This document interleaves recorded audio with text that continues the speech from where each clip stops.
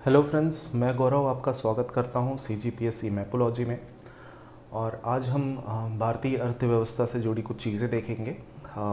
सबसे पहले तो हम ये जानेंगे कि हमें भारतीय अर्थव्यवस्था में पढ़ना कौन कौन सी चीज़ें होती हैं, जिन्हें पढ़ना इतना आवश्यक है जिसके बिना आप इकोनॉमिक्स की कोई भी किसी भी चीज़ को समझने में आपको बहुत ज़्यादा मुश्किलें होंगी। जो छोटी छोटी टर्मिनोलॉजीज़ हैं, जैसे जीडीपी क्या होती है, एनडीपी क्या होती है, प्रति व्यक्ति आय क्या होती है, बजट राजकोषीय नीति क्या होती है, ये सारी चीज़ों को हम एक झलक के रूप में देखेंगे। उसके बाद आगे के वीडियोस में हम उन्हें डिटेल्स में पढ़ेंगे, लेकिन फिर भी इस वीडियो में आपको मैं कुछ चीज़ें बताऊंगा जिससे आपको आसानी हो भारतीय अर्थव्यवस्था को पढ़ने में। तो सबसे पहले हम चलते हैं अर्थव्यवस्था के मुख्य घटक में। किसी भी देश की जो राष्ट्रीय आय होती है उनको आकलन करने के लिए सबसे ज़रूरी जो चीज़ें होती हैं वो होती हैं जीडीपी, एनडीपी, जीएनपी और एनएनपी। ये चीज़ें क्या होती है अब हम आगे बढ़ते हैं। देखिए, सबसे पहला तो होता है जीडीपी, सकल घरेलू उत्पाद, जिसे इंग्लिश में कहा जाता है ग्रॉस डोमेस्टिक प्रोडक्ट। सकल घरेलू उत्पाद का मतलब ये होता है कि किसी भी देश में जितने भी नागरिक रहते हैं उनके उन्होंने जितनी भी आय होती है उनकी, उसे कहते हैं हम सकल घरेलू उत्पाद। अगर इसे प्रॉपर डेफिनेशन में देखा जाए तो सकल घरेलू उत्पाद अर्थात किसी भी देश में एक निश्चित समय सीमा में उस उत्पादित वस्तुओं और सेवाओं के अंतिम मौद्रिक मूल्य को उसकी जीडीपी कहते हैं। अब जीडीपी में एक मैंने शब्द यूज़ किया है नागरिक, अर्थात जो विदेश से रहने वाले लोग यहाँ आए हुए हैं, मतलब जो विदेशी भी भारत में रह रहे हैं और जो उनकी आय हो रही है, चाहे वो किसी व्यवसाय के रूप में हो या रोजगार के रूप में, उसे भी हम जीडीपी में गिनते हैं। ठीक है।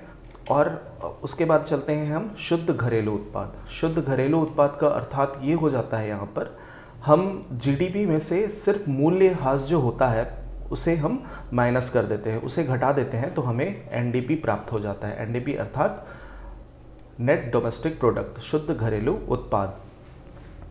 ठीक है। उसके बाद आगे चलते हैं हम सकल राष्ट्रीय उत्पाद। देखिए, ये सारी चीज़ें बस मैं आपको एक लेआउट की तरह बता रहा हूँ, हमें क्या क्या पढ़ना है। आगे इन सारी चीज़ों को हम काफ़ी डिटेल में पढ़ेंगे।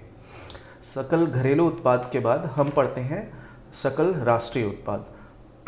सकल राष्ट्रीय उत्पाद का अर्थ होता है, देखिए यहाँ पर शब्द छुपा हुआ है राष्ट्रीय। राष्ट्रीय मतलब कि जितने भी भारत में जो भारतीय नागरिक होते हैं, ठीक है, उनके द्वारा उत्पादित वस्तुओं और सेवाओं के अंतिम मौद्रिक मूल्य को हम कहते हैं राष्ट्रीय उत्पाद।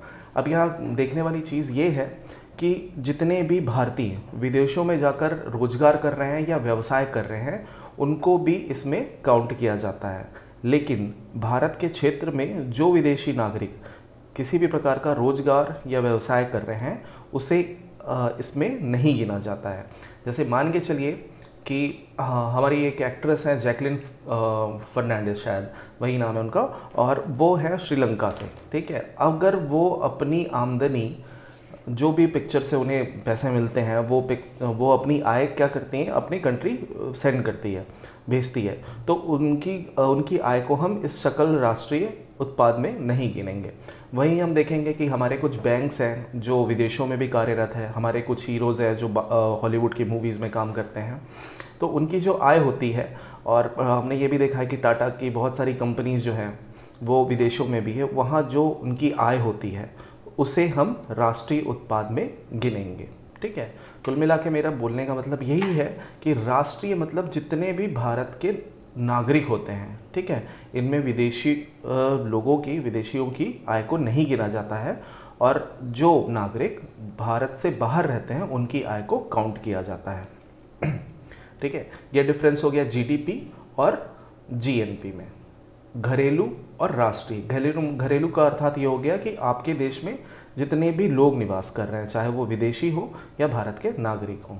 और राष्ट्रीय उत्पाद में सिर्फ नागरिक जो भारत में हों या भारत के बाहर हों। उसके बाद आगे चलते हैं शुद्ध राष्ट्रीय उत्पाद। शुद्ध राष्ट्रीय उत्पाद को भी हम उसी तरह गिनेंगे जैसे यहाँ शुद्ध घरेलू उत्पाद को हम गिन रहे थे। शुद्ध घरेलू उत्पाद को कैसे गिनते थे हम? जीडीपी में से मूल्यह्रास को घटाकर। वैसे यहाँ पे भी जीएनपी से अगर हमें एनएनपी काउंट करना होता है तो मूल्यह्रास को घटा दिया जाता है।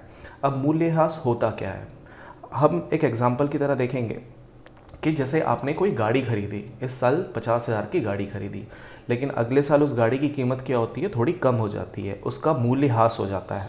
उसी तरह सारी चीज़ों का मूल्यह्रास होता है जो अलग अलग देशों के लिए अलग अलग होता है। तो इसे हम क्या करते हैं, जो भी मूल्यह्रास होता है वस्तु और सेवाओं का, उसे हम जीएनपी में घटा देते हैं। जीएनपी माइनस मूल्यह्रास, तो हमें क्या प्राप्त हो जाता है? एनएनपी। ठीक है, अब आगे चलते हैं।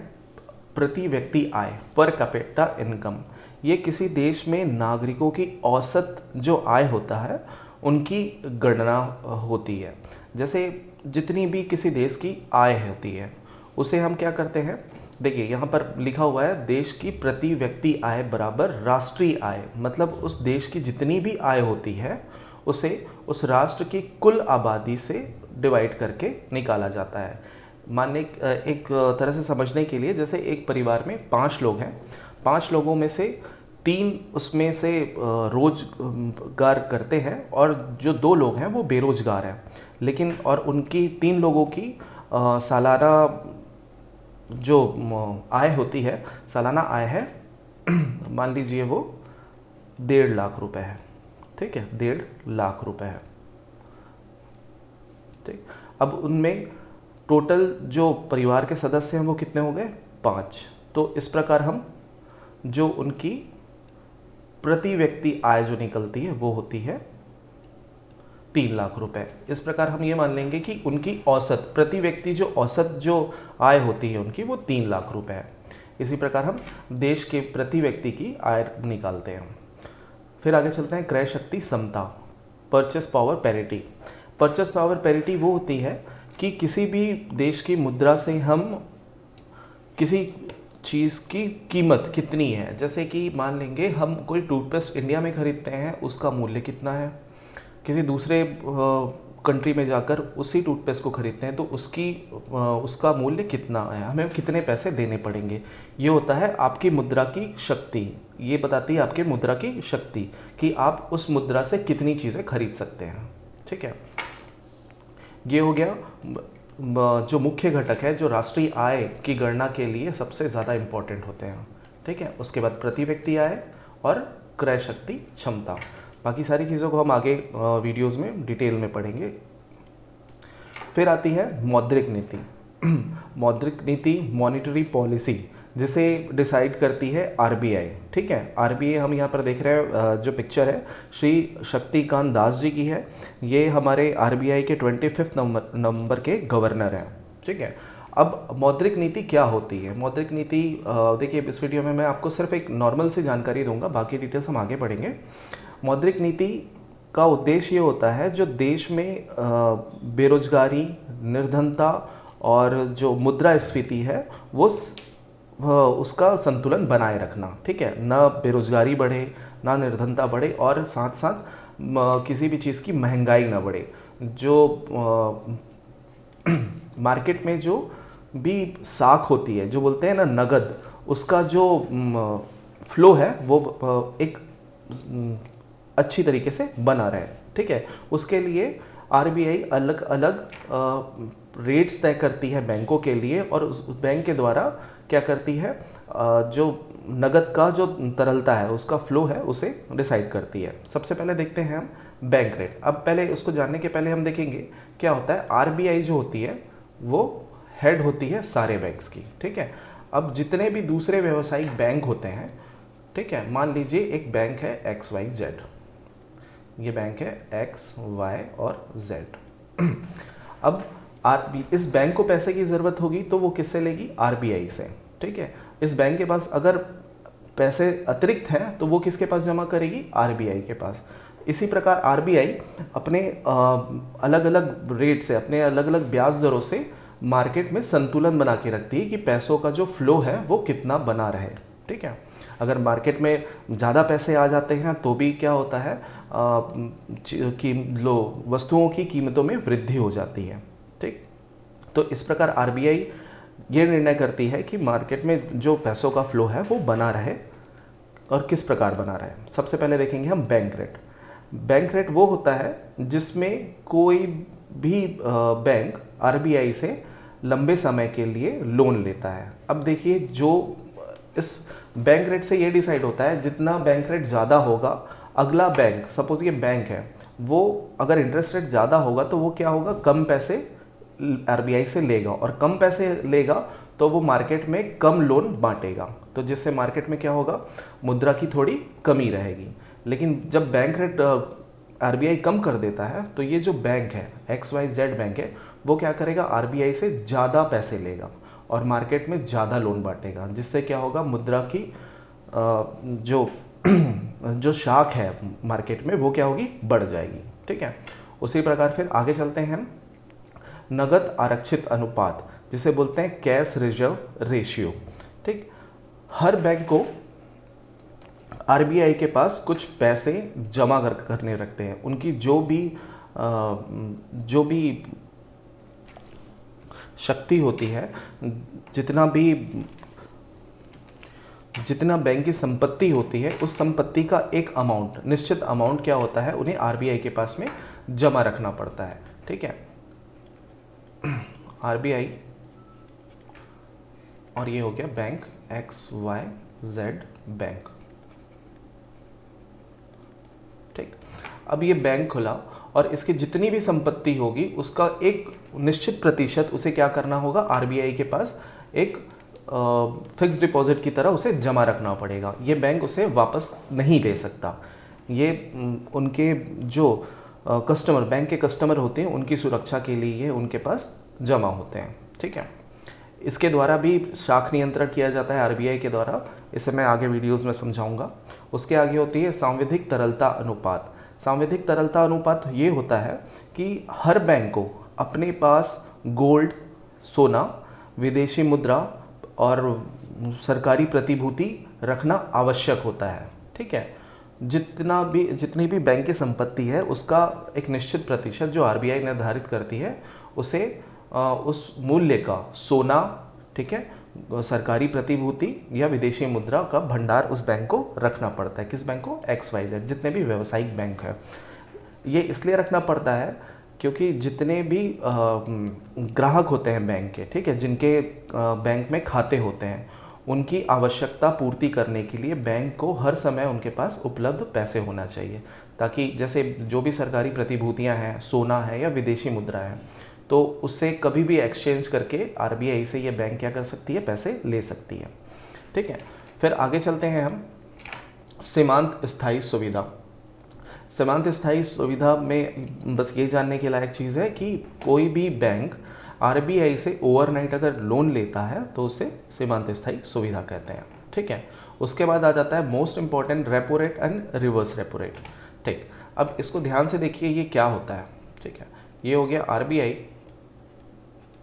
और एक बैंक हो गया XYZ। ठीक, ये दोनों इसके अंतर्गत आते हैं, चल निधि समायोजन सुविधा के अंतर्गत आते हैं। ठीक है, रेपो रेट क्या होता है, किसी भी बैंक को अगर शॉर्ट टर्म के लिए लोन की आवश्यकता होती है तो एक निश्चित ब्याज दर पर आरबीआई उसे लोन देती है। ठीक है, तो जो शॉर्ट टर्म होता है, जो लघुकालिक जो ऋण होता है, अगर उसे किसी बैंक को लेना है आरबीआई से तो उसे इतना जो परसेंट है उसे आरबीआई को देना पड़ेगा। इसके पहले हमने बैंक रेट पढ़ा था, तो ये ध्यान रखिए कि बैंक रेट जो होता है वो लॉन्ग टर्म लोन होता है। ठीक है, लंबी अवधि के लिए लोन होता है। वहीं रेपो रेट जो होता है वो अल्पकालिक होता है। उसके बाद आता है रिवर्स रेपो रेट। अब मान के चलिए इस बैंक के पास अतिरिक्त है, ठीक है, अतिरिक्त पैसे हैं जिसे वो ना मार्केट में लोन की तरह बांट रहा है और ना उसे अभी उसकी आवश्यकता है, तो ये बैंक क्या करेगा, अपने उस अतिरिक्त धन को आरबीआई के पास जमा कर देता है। उसके एवज में आरबीआई उसे कुछ ब्याज देता है, उसे कहते हैं हम रिवर्स रेपो रेट। देखिए यहाँ पर चीज़ है, रिवर्स हो रही है। पहले आरबीआई लोन दे रहा था इस बैंक को, अब क्या हो रहा है, ये जो बैंक है, व्यावसायिक बैंक है, वो अपने अतिरिक्त पैसे कहाँ कर रहा है जमा, आरबीआई में, तो उसे बदले में कुछ ब्याज मिल रहा है। ठीक है, मैं बिल्कुल, इकोनॉमिक्स ऐसा सब्जेक्ट है जिसमें जो शब्द होते हैं थोड़े कठिन होते हैं, तो इसे बिल्कुल सामान्य लैंग्वेज में आपको समझाने की कोशिश कर रहा हूँ। ठीक है, अब उसके आगे चलते हैं खुले बाजार की प्रक्रिया। खुले बाजार की प्रक्रिया क्या होती है? अब ये होता है कि गवर्नमेंट और आरबीआई मिलकर सरकारी प्रतिभूतियाँ, बॉन्ड, ये सारी चीज़ें जारी करती है। हमने कई बार देखा होगा कि जो हम बहुत सारी जगह देखते हैं कि किसी प्रकार का कोई प्रतिभूति मार्केट में चल रहा है जिसे लोग खरीद लेते हैं और एक टाइम के बाद उसे वापस बैंक को बेच देते हैं, जिससे उन्हें अच्छा खासा प्रॉफिट और ब्याज भी मिलता है। तो उसे कहते हैं खुले बाजार की प्रक्रिया। जब भी सरकार को पैसे की ज़रूरत होती है तो सरकार क्या करती है, और आरबीआई के पास कुछ प्रतिभूतियाँ देती है, और आरबीआई क्या करती है, उसे बाकी छोटे जो बैंक होते हैं, दूसरे बैंक, उनके नीचे के बैंक होते हैं, उन्हें देती है, और इससे वो मार्केट में फ़्लो होता है। ठीक है, जिससे पूरे देश में, पूरे देश के मार्केट में क्या होता है, जो नगद है, जो पैसों की जो शाख है, मुद्रा की जो क्वांटिटी है, वो निर्धारित रहती है और गवर्नमेंट को भी पैसे मिल जाते हैं। ठीक, इतनी चीज़ें हमने पढ़ ली। उसके बाद हम देखते हैं गुणात्मक शाख नियंत्रण, और इसमें आता है दो प्रकार की चीज़ें, विभेदात्मक ब्याज दर और राशनिंग। इसे हम वीडियोज़ में ज़्यादा डिटेल में पढ़ेंगे। और हम देखते हैं इसमें एक चीज़ और, विदेशी मुद्रा भंडार। हमारे देश में अभी विदेशी मुद्रा भंडार जो है वो 558.5 मिलियन यूएसडी अर्थात अमेरिकन डॉलर है। ठीक, और ये स्थिति है दिसंबर 2020 की। ठीक है, ध्यान रखिएगा। एक बार और मैं बताऊंगा, इसमें मौद्रिक नीति डिसाइड की जाती है किसके द्वारा, आरबीआई के द्वारा। आरबीआई के द्वारा जो अलग अलग बैंक रेट होते हैं, जो बैंकों को आरबीआई के पास पैसे जमा करने रखने होते हैं, और व्यावसायिक बैंकों को अपने पास कुछ प्रतिभूतियाँ, सोना, ये सब कुछ रखनी होती है। ठीक है, रेपो रेट अर्थात जो शॉर्ट टर्म लोन होता है, रिवर्स रेपो रेट अर्थात जो बैंक होते हैं वो अपने अतिरिक्त पैसे आरबीआई में जमा करते हैं। इन सारी चीज़ों को हमें आगे पढ़ना है डिटेल में। ठीक है, नेक्स्ट स्लाइड में चलते हैं। अब आते हैं फिस्कल पॉलिसी, राजकोषीय नीति। इसके पहले हमने पढ़ा था मॉनेटरी पॉलिसी, मौद्रिक नीति, जो आरबीआई डिसाइड करती है, और ये हो गया राजकोषीय नीति। राजकोषीय नीति कौन डिसाइड करती है? गवर्नमेंट, भारत सरकार। इसमें क्या चीज़ें होती है? सरकार का आय और सरकार का व्यय, income of the government, expenditure of the government. ठीक, देखिए हर साल बजट कौन पेश करता है हमारे देश में? देश के वित्त मंत्री। अभी हमारे देश के वित्त मंत्री है निर्मला सीतारमण जी। ठीक है, तो बजट में हम देखते हैं क्या क्या चीज़ें होती हैं। बजट में ये चीज़ें होती हैं कि हमें जो सरकार को जो आय होती है वो दो प्रकार की होती है। एक तो राजस्व प्राप्तियाँ होती है, एक पूंजी प्राप्तियाँ होती हैं।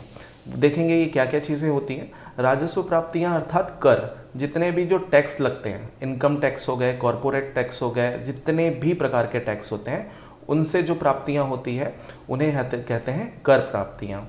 और दूसरी होती है गैर कर प्राप्तियाँ। गैर कर प्राप्तियाँ जो होती हैं जो कर से भिन्न होती हैं, जो जैसे किसी का शुल्क हो गया, ठीक है, उसे वो से क्या करेंगे हम, गैर कर प्राप्तियों में गिनेंगे। ठीक है, उसके आगे चलते हैं हम पूंजीगत प्राप्तियाँ। पूंजीगत प्राप्तियाँ किसे कहेंगे? जो ऋण लेती है गवर्नमेंट, ठीक है, दूसरे देशों से, जैसे हमने देखा आईएमएफ से, वर्ल्ड बैंक से जो गवर्नमेंट लोन लेती है, ठीक है, दूसरे देश से लोन लेती है, उन्हें हम क्या किस में गिनते हैं? पूंजीगत प्राप्तियों में। ठीक है, और दूसरा होता है गैर ऋण प्राप्तियाँ। ठीक, गैर ऋण प्राप्तियाँ हम देखेंगे कि गवर्नमेंट की जितनी भी यूनिट्स होती हैं, ठीक है, हमने देखा है सेल हो गया, भेल हो गया, रेलवेज़ हो गई, ये सारी सरकार की यूनिट्स होती है जिनसे सरकार को आमदनी भी होती है। उसे हम किस में डालेंगे? पूंजीगत प्राप्तियों में, गैर ऋण प्राप्तियों में। ठीक है, उसके बाद आगे चलते हैं बजट व्यय। ये सरकार का जो व्यय होता है, वो सरकार पैसे कहाँ कहाँ खर्च करती है। सबसे पहला होता है राजस्व व्यय, दूसरा होता है पूंजीगत व्यय। जैसे हमने यहाँ देखा था राजस्व प्राप्तियाँ, पूंजीगत प्राप्तियाँ, वैसे ही राजस्व व्यय और पूंजीगत व्यय। राजस्व व्यय में क्या होता है? योजना व्यय, सरकार जो भी स्कीम चलाती है उसमें जो पैसे खर्च करती है वो। गैर योजनागत, आकस्मिक जो पैसों की खर्च होता है वो होता है गैर योजनागत व्यय में। ठीक है, विकास व्यय, गैर विकास व्यय। अब विकास व्यय का मतलब आप समझ गए होंगे कि भारत में अब सरकार को स्कूल बनाना है, डैम बनाना है, कॉलेजेस बनाने हैं, ब्रिज बनाना है, इस प्रकार के जितने भी विकास कार्य होते हैं, ठीक है, उससे हम कहते हैं विकास व्यय। और गैर विकास व्यय भी इसी प्रकार होता है। पूंजीगत व्यय, पूंजीगत व्यय में देखेंगे हम, पूंजीगत व्यय में भी दो प्रकार के व्यय होते हैं, ठीक है। इन दोनों में डिफरेंस किस चीज़ का होता है, ठीक। पूंजीगत व्यय में क्या चीज़ आती है, योजनागत व्यय, गैर योजनागत व्यय, विकास व्यय और गैर विकास व्यय। हमने अभी आपको पहले बताया यहाँ पे पूंजीगत प्राप्तियों में, गैर ऋण प्राप्तियों में जो सरकार की यूनिट्स होती हैं, ठीक है।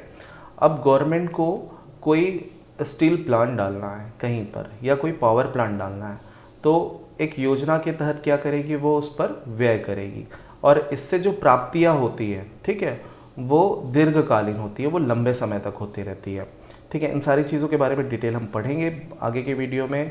ये वाला वीडियो सिर्फ आपकी जानकारी के लिए है कि आपको अर्थशास्त्र में कौन सी बेसिक चीज़ें पढ़नी हैं, ठीक है।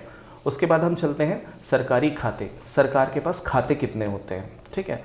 सरकार के पास होते हैं सबसे पहला तो संचित निधि, जिसे हम कॉन्सोलिडेटेड फंड भी कहते हैं। दूसरा होता है लोक लेखा, जिसे पब्लिक अकाउंट कहा जाता है। तीसरा होता है आकस्मिक निधि, जिसे कॉन्टिजेंसी फंड कहा जाता है, ठीक है। तो सरकार के पास कितने फंड होते हैं, कॉन्सोलिडेटेड फंड, संचित निधि, पब्लिक अकाउंट, लोक लेखा, ठीक है, कॉन्टिजेंसी फंड, जिसे हम आकस्मिक निधि कहते हैं।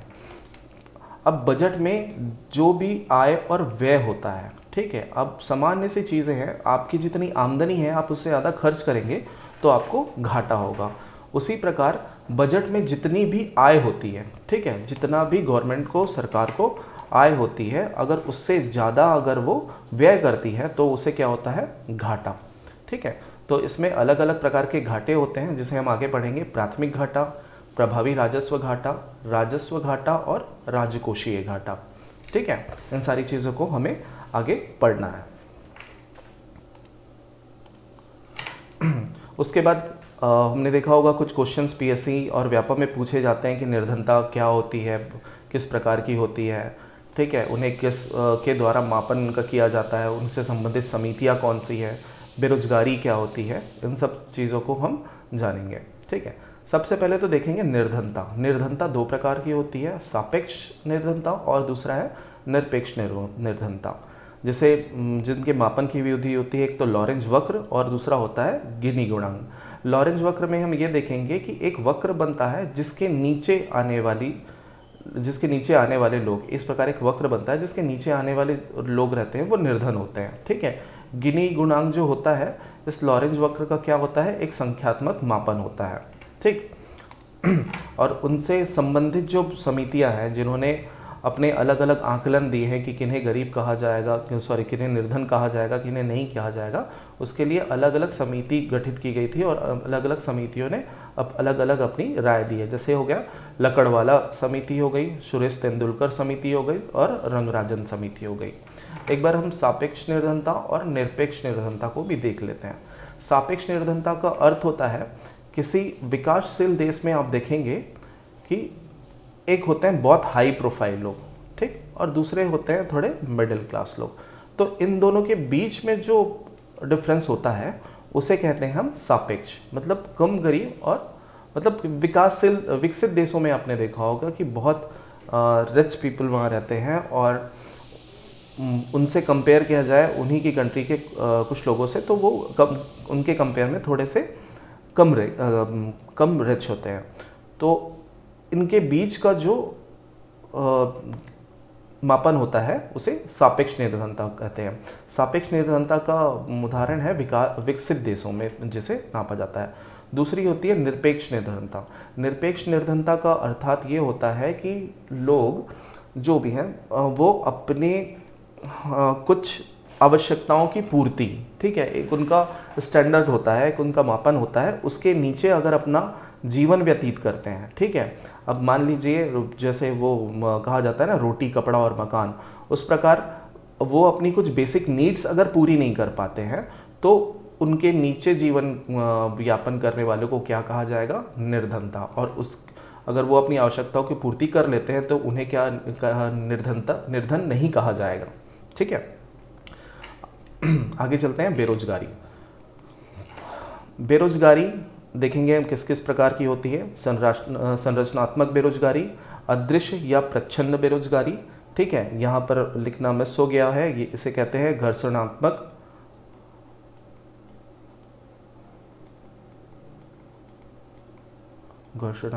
बेरोजगारी। ठीक है, उसके बाद है शिक्षित बेरोजगारी, खुली बेरोजगारी, मौसमी बेरोजगारी, चक्री बेरोजगारी। और बेरोजगारी का मापन शहरी क्षेत्र में और ग्रामीण क्षेत्र में भी अलग अलग होता है। एक बार एक नॉर्मल सा व्यू बता देता हूँ आपको, इसमें क्या होगा। देखिए, संरचनात्मक बेरोजगारी कहते हैं जब किसी उत्पादन प्रक्रिया में कोई संरचनात्मक परिवर्तन होता है तो उसके कारण उत्पन्न बेरोजगारी को संरचनात्मक कहते हैं। अदृश्य या प्रच्छन्न बेरोजगारी वो होती है जिस जगह में अगर 10 लोग काम कर रहे हैं, उनमें से अगर मैं 2 को हटा भी दूं तो वहाँ के उत्पादन में कोई भी कमी नहीं होगी। ठीक है, तो इस प्रकार की बेरोजगारी को कहते हैं हम अदृश्य या प्रच्छन्न बेरोजगारी। घर्षणात्मक बेरोजगारी ये होता है मांग और पूर्ति से संबंधित होती है। ठीक है, शिक्षित बेरोजगारी उसे कहते हैं जब आप शिक्षित हैं और आपको आपकी शिक्षा के लायक काम नहीं मिल पा रहा है तो उसे कहते हैं शिक्षित बेरोजगारी। ठीक है, उसी प्रकार हम देखते हैं खुली बेरोजगारी, मौसमी बेरोजगारी। मौसमी बेरोजगारी अर्थात क्या होता है, जैसे कुछ कृषक वर्ग के लोग रहते हैं। ठीक है, तो वो क्या करेंगे, साल के कुछ महीने किसानी करेंगे, बाकी के समय क्या रहते हैं, वो बेरोजगार हो जाते हैं। ठीक है, चक्री बेरोजगारी होती है मंदी काल या अति उत्पादन के समय। किसी देश में अगर मंदी आ गई या फिर उत्पादन अत्यधिक हो गया तो भी क्या होता है, उत्पादन रोक दिया जाता है, तो उसे चक्री बेरोजगारी कहते हैं। खुली बेरोजगारी किसे कहेंगे, प्रचलित दर पर प्रचलित जो दर चल रहा है मार्केट में, ठीक है, उसमें भी व्यक्ति काम करने का इच्छुक है लेकिन फिर भी उसे काम नहीं मिल रहा है तो उसे कहते हैं खुली बेरोजगारी।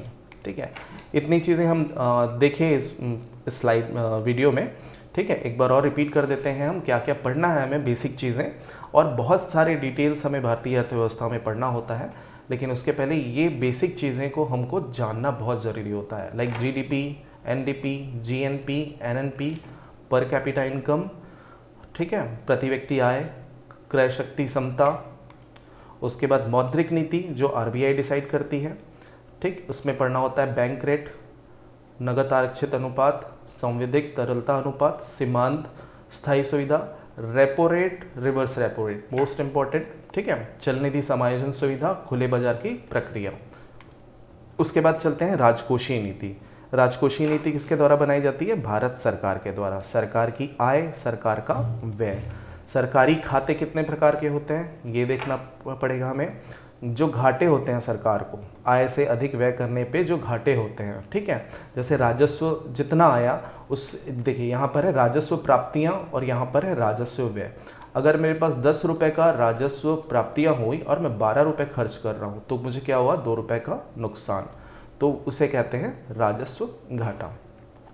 उसी प्रकार ये जो सरकारी खाते होते हैं, संचित निधि, लोक लेखा, आकस्मिक निधि, ठीक है, कॉन्सोलिडेटेड फंड, पब्लिक अकाउंट और कंटिंजेंसी फंड, इन सारी चीज़ों के बारे में हम आगे पढ़ेंगे। ठीक, निर्धनता, सापेक्ष निर्धनता, निरपेक्ष निर्धनता, बेरोजगारी, संरचनात्मक, अदृश्य या प्रच्छन्न, घर्षणात्मक, शिक्षित बेरोजगारी, खुली बेरोजगारी, मौसमी बेरोजगारी और चक्री बेरोजगारी। थैंक यू फ्रेंड्स, आगे के वीडियो में हम और डिटेल में पढ़ेंगे। ठीक है, तब तक के लिए हैव अ गुड डे।